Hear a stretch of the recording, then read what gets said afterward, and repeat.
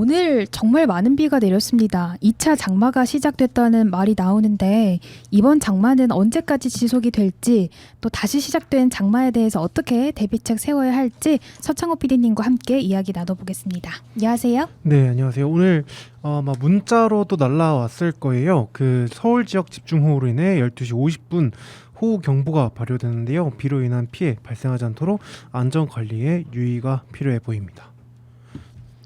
네, 저희가 폭우로 인한 도림천 범람 소식 전해드린 바가 있는데요. 오늘처럼 이렇게 폭우가 쏟아지는 날에는 특히 도림천 범람이 가장 좀 걱정이 돼요. 네, 계속 말씀드리고 있는 부분이기도 한데요. 이제 오늘처럼 폭우가 쏟아지는 날에는 이제 도림천과 같은 하천변, 또 계곡 등 이게 이 재난 취약 지역, 산사태 위험 지역은 이런 쪽은 이제 무조건 출입을 자제하는 것이 좋겠습니다. 네, 참고로 저번 때 말씀드렸는데 이제 기억을 해두셔야 될 것 같아요. 저도 한번 이걸 알리고 지역의 이제 소식들을 보도하면서 외워둬야 되겠다 생각이 들었었어요. 뭐냐면 시간당 25mm 이상이 되면 도림천은 범람할 가능성이 높다. 네. 엄청난 거예요. 그래서 25mm인데 아까 이제 저희 강민건 PD한테 정확하게 좀 하나라도 전달해야 됐다 싶은데 1시에서 2시 사이쯤에 신림동 이제 그 관측소가 몇 개가 있습니다. 그 관측소 중에 한 곳에서 시간당 28mm 정도 나왔대요. 그러니까 굉장히 위험했을 가능성이 있겠죠. 그래서 가급적 시간당 이 장마 기간에서 시간당 몇 밀리다, 수십 밀리다 이러면 기본적으로 일단 피하는 게 맞는 것 같습니다. 네.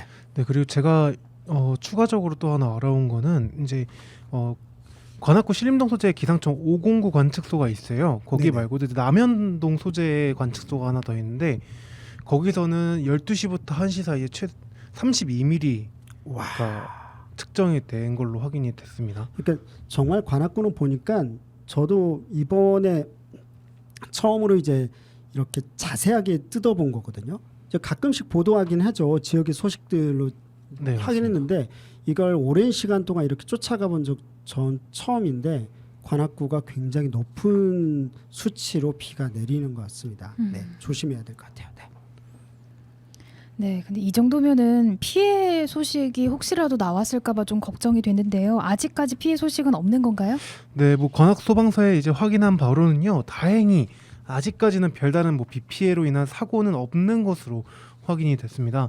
또 관악구청 취습과에도 문의를 했었는데요. 이쪽에서는 이제 오늘 오전 7시부터 도림천 통제에 들어갔었다고 전했는데요.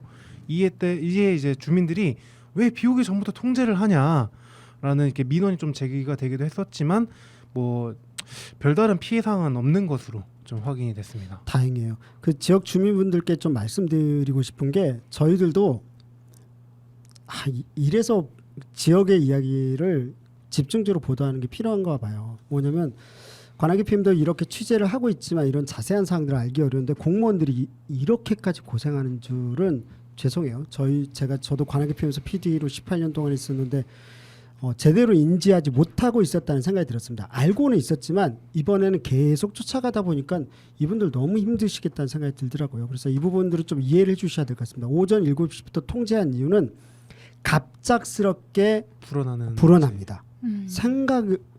기억하셔야 돼요. 도림천에서 한 분이 돌아가시게 된 것도 그분들이 바보여서가 아니에요. 몰라서가 아니었다고요. 갑작스럽게 자신들이 인지하지 못할 정도로 빠르게 범람하면서 그분들이 죽음에 이르게 된 거거든요. 그래서 이런 부분 때문인 것 같습니다. 그래서 이 부분에 대해서는 일단은 가급적 구청에서 하는 것들에 대해서는 좀 이렇게 따라주시는 게 맞지 않나라는 생각이 들었습니다. 네.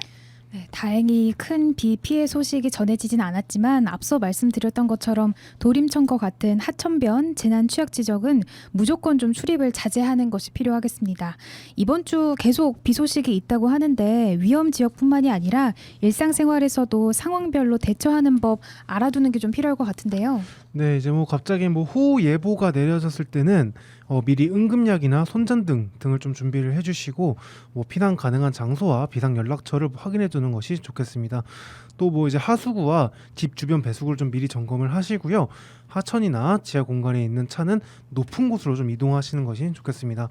또 천둥번개가 치면 건물 안이나 낮은 곳으로 대피하는 것이 필요하겠고 대피할 때는 수도와 가스밸브, 이 전기차 차단기를 내리는 것이 좀 필요하겠습니다. 방금 말씀해 주셨는데 서창호 PD가 하나만 더 알려주시죠. 저는 솔직히 집에 손전등 어디 있는지 아세요? 없어요, 아예. 저는 저희 집 이제 서랍 그 이제 두긴 신발장 둡니까? 위에 있습니다. 네. 그러니까 양초도 같이 문제는 있습니다. 네.